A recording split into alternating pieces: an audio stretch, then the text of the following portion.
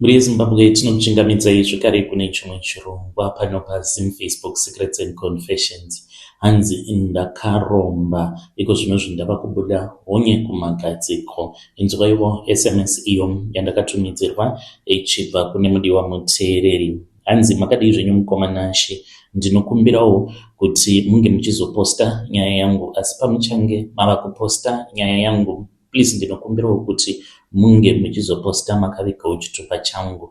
Ndiri murume uye zvekare ndine makore 48 years ekuberekwa. Handina mukadzi uye zvekare handina mwana. Ndinogara kuCape Town. Mukoma, ndava nenguva ndichiteverawo chirongwa chenyu, asi ndaiva nenyadzi dzekuunza confession yangu pano, asi nhasi ndasarudza kuuya hangu, zvimwe ndingawanawo help. I tried pa WhatsApp but iri kuti invite kwandiri, ndokusaka ndasenda SMS. Please postai nyaya yangu nekukasika zvaFacebook. Ini handidi nekuti ndanga ndisiri kuda kuzocreata imwe account zvekare. Musazofa makaposta zita rangu kana ndakuudzai nemistake, musazoriburitsa pachena. Upenyu hauna kundimirira zvakanaka mukoma She, nekuda kwezvinhu zvandakabata kuti ndige ndichizoita mari nekukasika. Mainge muri mugore ra2016 ndakasangana neshamwari yangu muno muCape Town. Shamwari yangu uyu ainge ariwo muZimbabwe, saka akange ari munhu ainge achibatsira mamwe maZimbabwe. Iye ainge achigara panext door nepedu, ndipo paainge achiloja, but ailoja full house yose. Chakaita kuti ndiwirirane naye kunyange ndakange ndisingadi kuzivikanwa kuti ndainge ndiri wekumusha, because panguva yacho iyoyo mumalocation medu maibatwa vanhu zvekutodaro nemapurisa, saka ndaitongopretenda nekuti ndiri mutsvuku. Vanhu vazhinji vaingofungidzira kuti ndiri muXhosa, saka akatoshamisika pandakataura naye.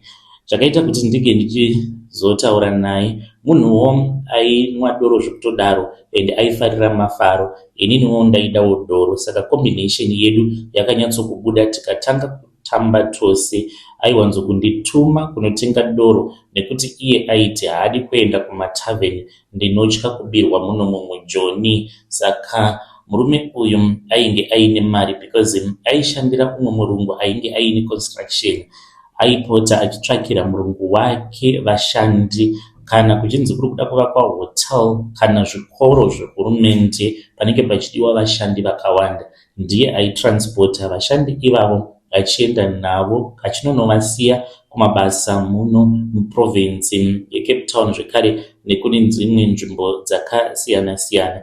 Handina kumbobvira ndakamuona achiti haana mari, but murume uyu aida vakadzi zvisingaite. Ndozvimwe zvakanyanya kuita kuti tinge tichizova close, zvekuti ndakasvika pakumutengesera mainini vangu mukadzi wecousin brother yangu. Vaidawo mari, vaishanda murestaurant. Ndakasvika pakuvaudza kuti ndainge ndavabatira mhene, vakabvuma. So we were very close. Mukoma akasvika pakutanga kundibhadharira renti apa achiloja full house nekudhura kunoita rent muno muSouth Africa. Saka ainge asinawo mukadzi kana mwana. Vakadzi aingoita hiring and firing, kungorara nemukadzi obva atomuramba, sezvaakaita pana mainini vangu mushure mekunge andinetsa kwenguva yakareba achiti ndinovada, but after abva mukurara navo kana ivo vakashamisika kuti munhu uyu aita sekunge anondida chaizvo, ndichimunyima. Pandakazongobvuma ndokubva atondiramba sei ainge achindiisa pamuyedzo. Sometimes ndini ndaitomutsvakira zvevasikana zvemuno mujoni because ainyanya kuda vemuno muSouth Africa, saka kwandiri rainge rava kutoita sekunge business. Ndainge ndotorarama asi ndainge ndisingagutsikani nemari dzaainge achipota achindibhadhara. Ndainge ndava kudawo more. Saka mukutamba kwandaiita nemuchinda uyu ndaida kutoshandisa advantage yekuti ndiitewo mari, since ndainge ndisingaendi kubasa mazuva ose. Saka ndaida kupindawo mumadeals ake avo ainge achiita.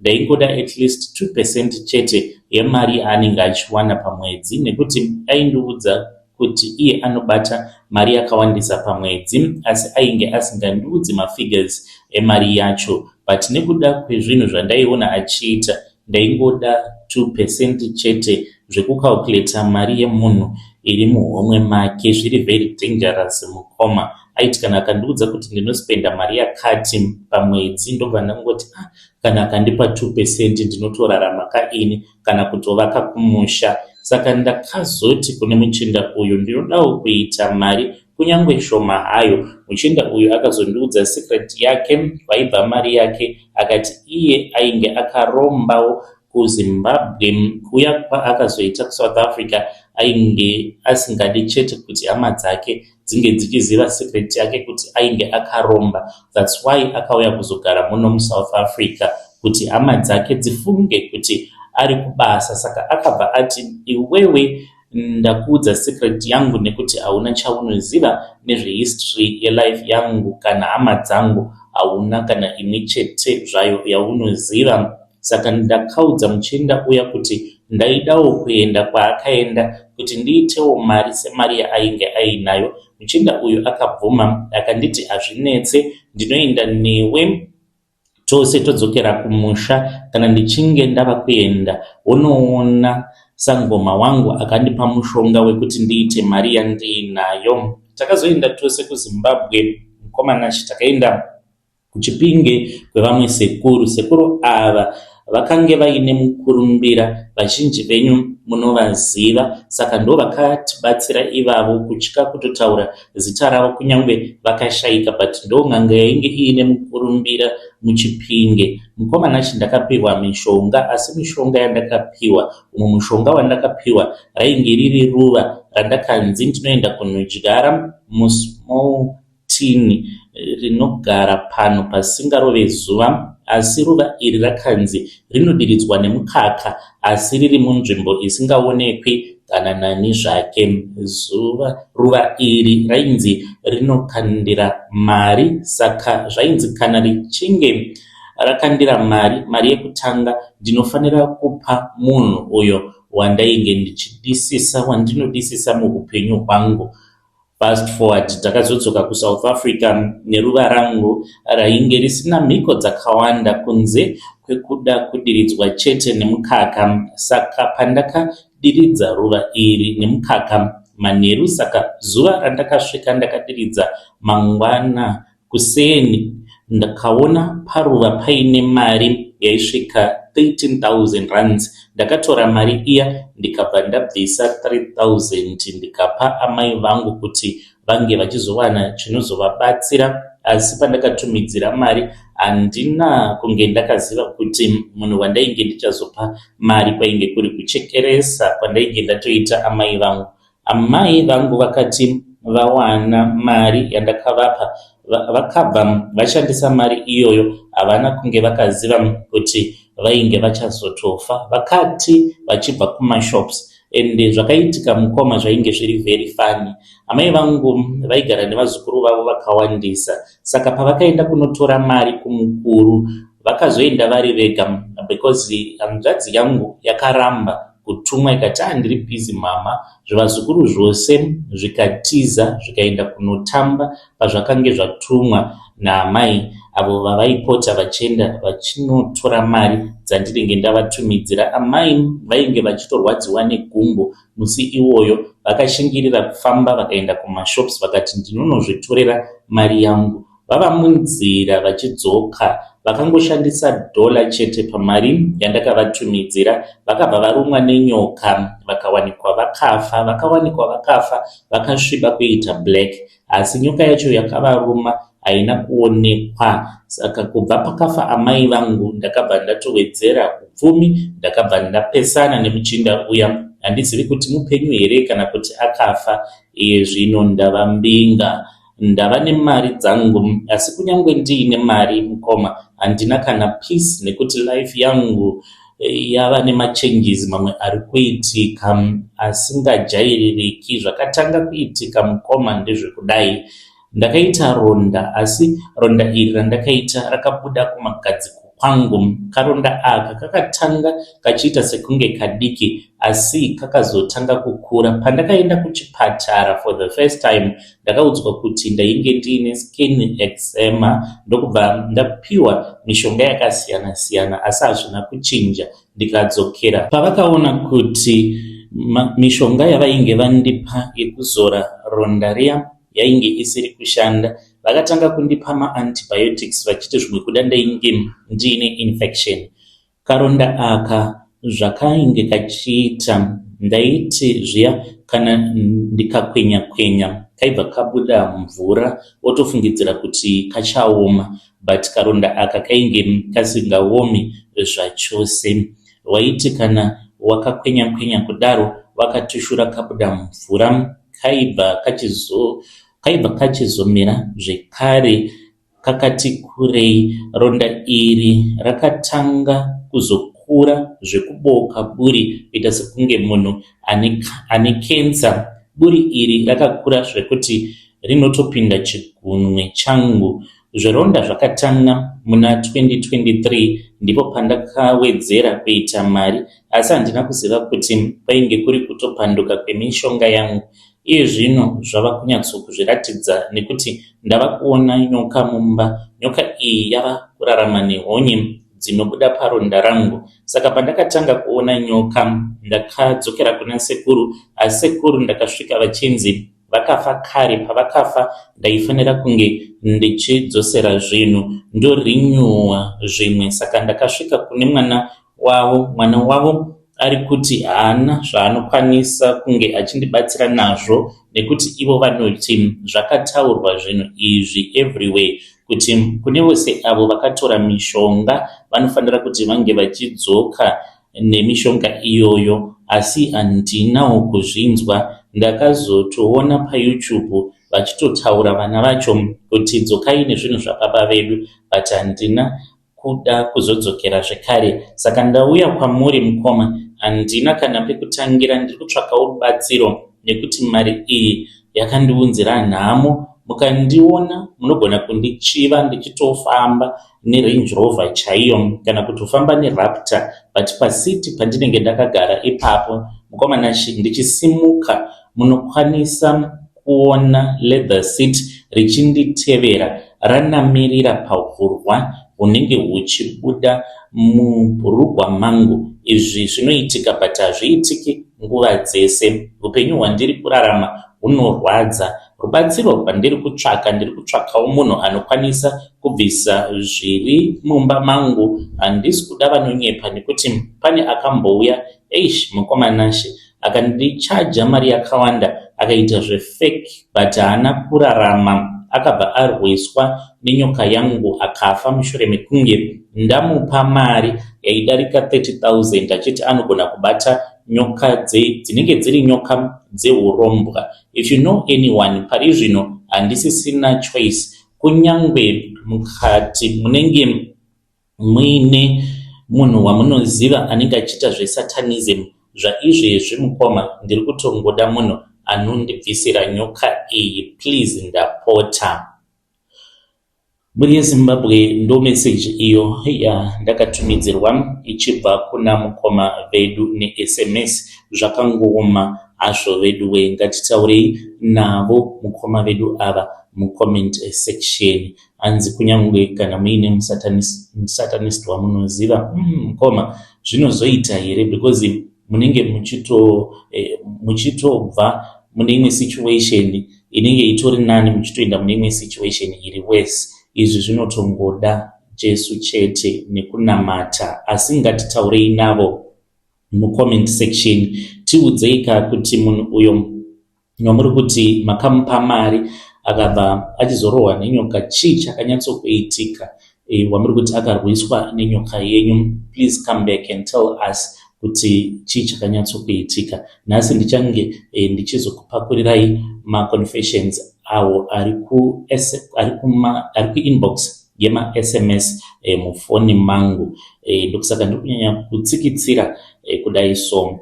Regedzei tibva taenda panyedu inotevera. Nyedu inotevera yakamira sekudai. Hanzi mukomana Shi, muri sei pakaita batai batai mumusha weMacheke apa vanhu vainge vakaungana parufu rwemumwe murume uyo ainge achizviita muprofita. Hama dzemufi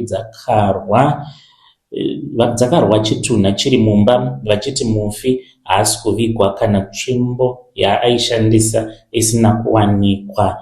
Mukoma, muri sei zvenyu? Iyi nyaya ndakaiudzwa nehama yemufi. Saka zvakaitika ndezvekudai, mufi uyu akange ari munhu ainge achizivikanwa nevanhu vazhinji. Iniwo ndiri mutevedzeri wechirongwa chenyu, ndikuda kuti vanhu vange vachiziva zvimwe zvinhu zvinoitika munyika. Maprofita awa anotibatsira, maprofita iwawa mamwe acho anenge akatoromba zvekutodaro.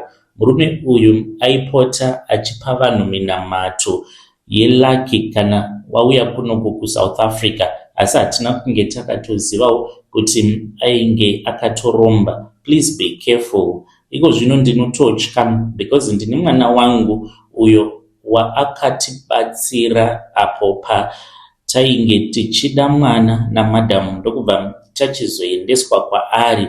Pane mhiko dzakaitiswa mukadzi wangu kubva ipapo kusvika pari nhasi. Mukadzi wangu anotyisa, haukwanisi kuramba wakatarisana naye zvekuti maziso ake anoita sekunge anoshanduka. Madhamu vangu vakabatiswa bakatwa, vakanzi bakatwa iroro vange vachirigadzika padumbu pavo. Saka ndokuzoti tadzoka kuno kuSouth, madhamu havana kuzombotora nguva vakabva vatobatira pamuviri. Mwana wavakazvara madhamu aiva nenguva ngekuti aiti kana akatanga kuchema so zvaityisa mukoma, aiwanzo kutanga kuchema pari pakati peusiku.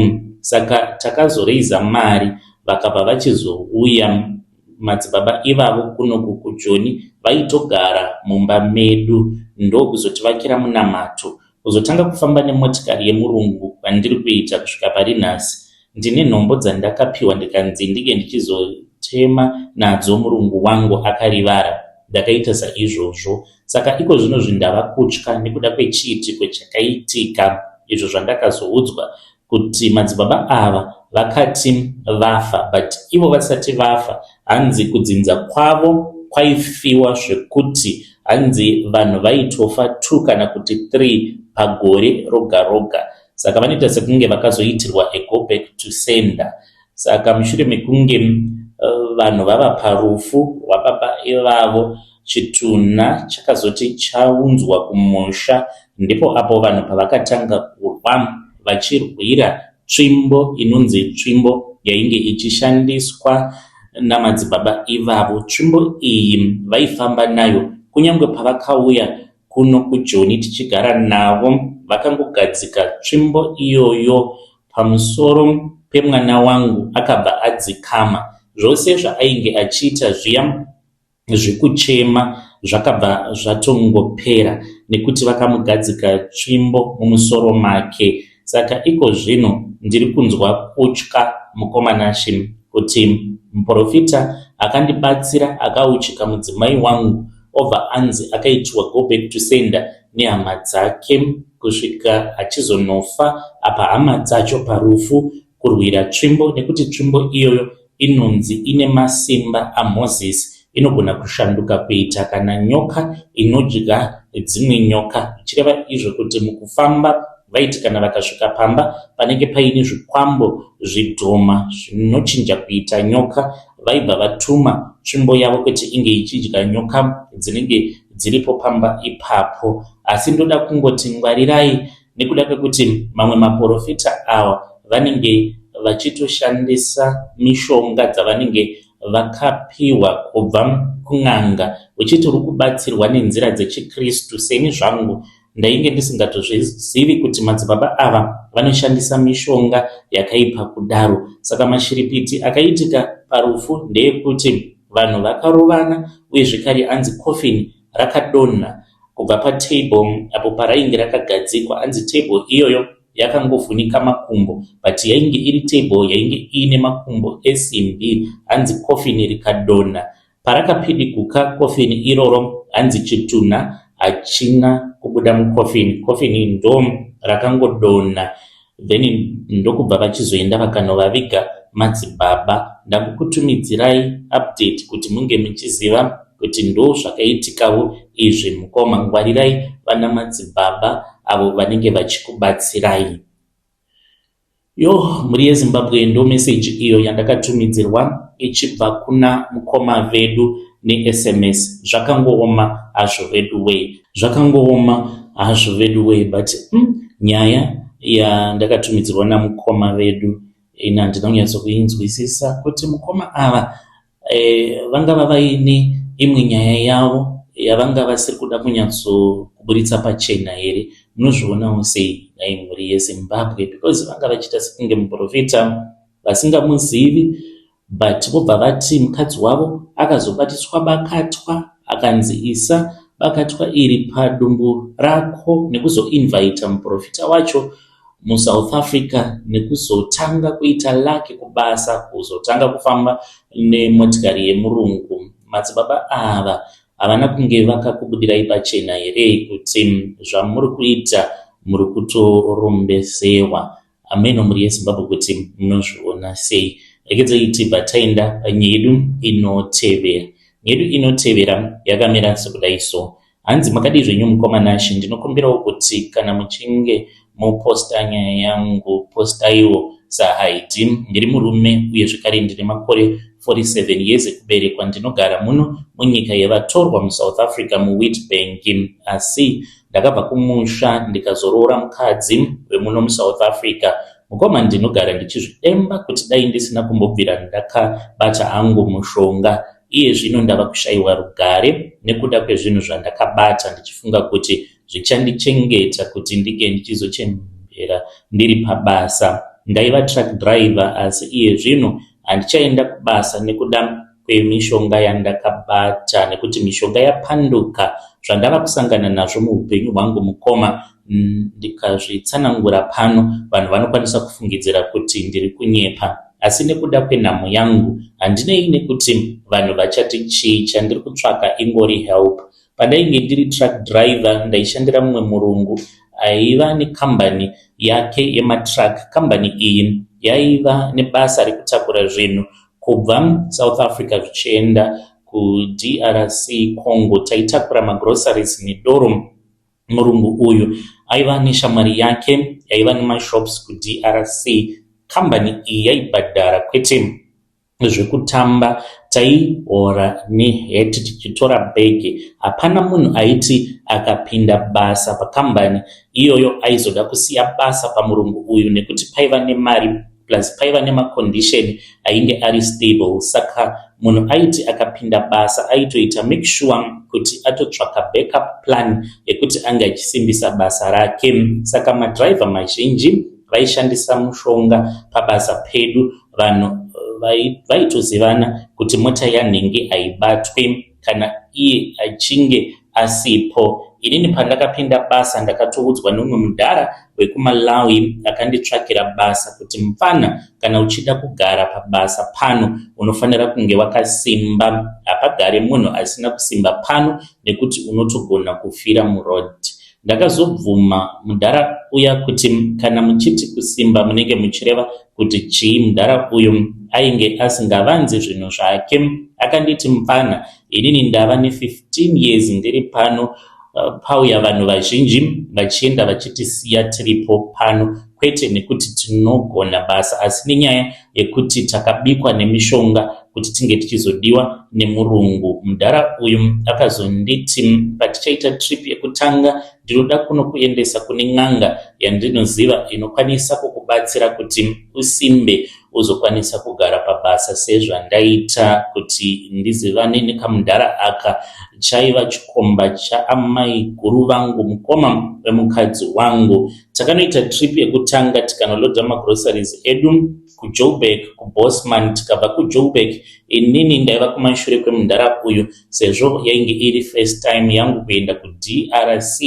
Mainge muri muna 2011 tava muZambia, tainge tava panonzi Pakapiri, pane imwe town iri along highway. Takapaka matruck edu mutruck stop kwainge kuri kuma 3 pm. Kadhara aka kakabva kati handei kuya kwandaikuudza kuti unofanira kuenda unobikwa kuti udiwe nemurungu uyezve ugare pabasa sezvandakaita. Takatora taxi tikaenda pane imwe misha kumaruzevha, tikasvika pamba pevamwe sekuru zveshuwa. Sekuru ivavo vaibatsira zvekutodaro. Ndakaudzwa nyaya dzangu dzose kunyangwe dzekumusha kwedu. Vapedza kundipa tsanangudzo vakandipa kamudzi kadiki-diki vakanditi kanofanira kugara muchikwama chako munova munogara mari nemalicense ako. Saka kamudzi aka kainge kari kadiki asi kaiva nemhiko dzaiita kunge dzakareruka asi dzaiva dzakaoma. Mhiko dzaiva pakamudzi aka dzainge dziri dzekuti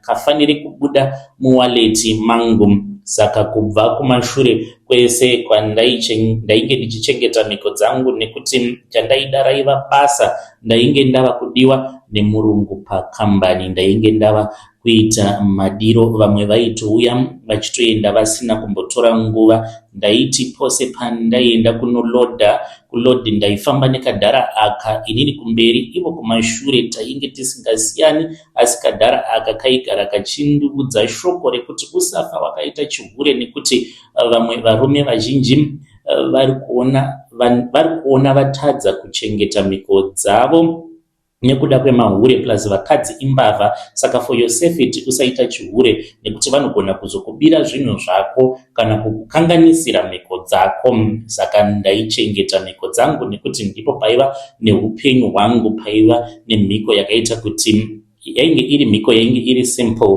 but yaiva task yakaoma. Yaiva yekuti ndava kurara ndainzi haufaniri kurara nemari nezvose zviri muhomwe yehembe dzako, zvinofanira kurara zviri padashboard mutruck. Kana uri kumba zvinorara pachena. Ndaiva shasha yekuchengetedza mhiko dzangu. Saka kamudhara aka kakazorwara ndokubva kakafa mulockdown. Saka kafa kudaro inini ndakasara ndiri pabasa, zvinhu zvose zvaitofamba zvakanaka.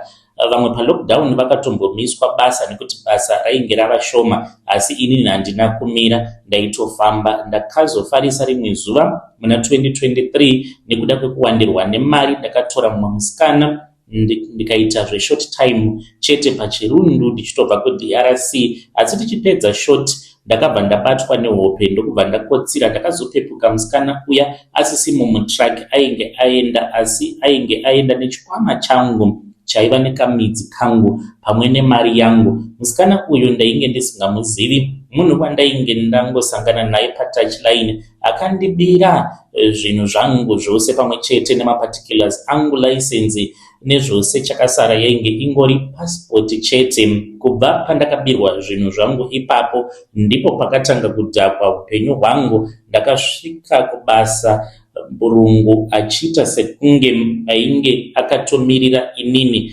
Ndasvika kubasa, ndakangosvika basa richipera zvisina kana chikonzero. Ndakadzoka kumba kwainge kuine mhuri asi stress yainge yakandibata. Apa ndakaroora muno mujoni kuti ndiudze mukadzi chokwadi hazvaitaurika, asi ndakazongobuda pachena since ndainge tiine imba yandainge ndakatenga asi iri muzita remukadzi. Saka pekugara painge paripo. Zvino dambudziko ravapo mukoma hazvina kumira mushe. Pamba pedu pava pamusha penhamo. Mukadzi anotopinza zvikomba ndiripo, anondiudza kuti kana usingadi nezvangu enda, ndava kurarama senhapwa. Akaunza hanzvadzi dzake 3 maZulu, tinogara tose nevakadzi vavo pamba, kuti ndinge ndichirova mukadzi hazviiti. Ini kuti ndidzokere kumusha hapana chekunoita kumusha ikoko. Ndakasiya mhuri ichitambudzika, saka havatodi kana nekundiona. Ndakambozama kutsvakawo mabasa asi ndava kutoita sekunge ndine munyama. Upenyu handava kurarama muno mujoni, ndangomirira nguva yekufa. Ndava kuchengetwa nemukadzi. Mistake yandakaita ndeyekuti handina kuzodzokera pasekuru vakandipa kamudzi aka. Ndainge ndava kuenda kumachechi ndichitsvaka rubatsiro, ndipo pachizotanga kuya munyama yandava kusangana nayo. Mari yekuenda kwasekuru pari zvino handitorina. Saka ndauyawo pano ndiri kutsvakawo help nekuti ndinogona kufira muno mujoni ndikavigwa sembwa. At least chandiri kunyanya kuda, ndiri kuda mubatsiri anokwanisa kundibatsira kuti ndiwanewo basa, ndishande ndigadzirise nyaya dzangu. advice yandiri kuda kungopa kuruzhinji rweZimbabwe ndeyekuti usafa wakabata mushonga chero chinhu chinenge chiine mhiko mukati.